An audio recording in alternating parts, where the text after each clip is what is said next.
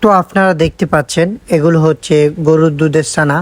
পরবর্তীতে আপনাদেরকে আমি দেখিয়ে দেব কিভাবে ছানা তৈরি করবেন। এই ছানার মধ্যে দিয়ে দিলাম 2 মুঠ ময়দা, 2 মুঠ চিনি। পরবর্তীতে এগুলোকে ভালো করে মিক্স করতে হবে, যেটা ভিডিওতে দেখতে পাচ্ছেন। এই কৌশলে আপনারা মিক্স করে নেবেন। তো ভালো করে যদি এগুলো ছানা এবং ময়দা চিনি ভালোভাবে মিশ্রণ হয়ে যায়, এগুলোকে এক জায়গায় করবেন। পরবর্তীতে এগুলোকে গুটি করতে হবে, এক একটা ছোট ছোট গুটি করে এগুলোকে পাকাতে হবে।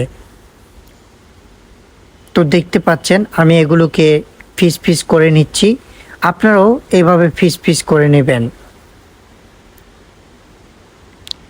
এইভাবে পিস পিস করে নেওয়ার পরে এইগুলোকে পাকাতে হবে, অর্থাৎ গুল গুল করতে হবে। যেটা ভিডিওতে দেখতে পাচ্ছেন আমি এইগুলোকে গুল গুল করে নিচ্ছি। এইভাবে গুল গুল করে নেবেন। মূলত এগুলো স্পঞ্জ মিষ্টি হবে, অনেকে রসগোল্লাও বলে। তো এগুলো যদি আপনাদের সবগুলো গুল করা হয়ে যায়, পরবর্তীতে শিরা করতে হবে একটা কড়াইয়ের মাঝখানে। তো দেখতে পাচ্ছেন এখানে আমরা শিরা করেছি।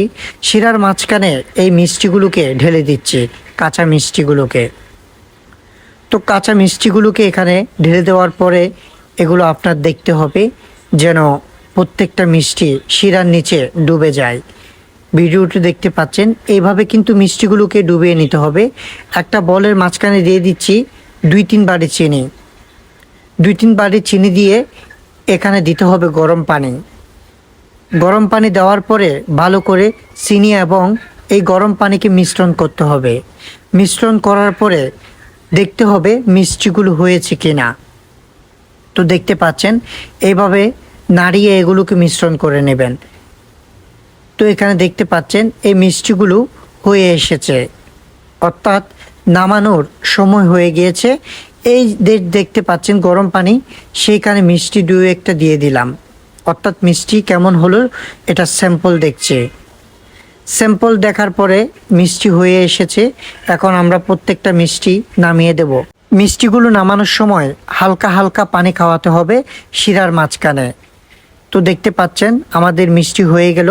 এখন মিষ্টিগুলোকে চিনি এবং পানির মিশ্রণে নামিয়ে দেব। দেখতে পাচ্ছেন হয়ে গেল মিষ্টি।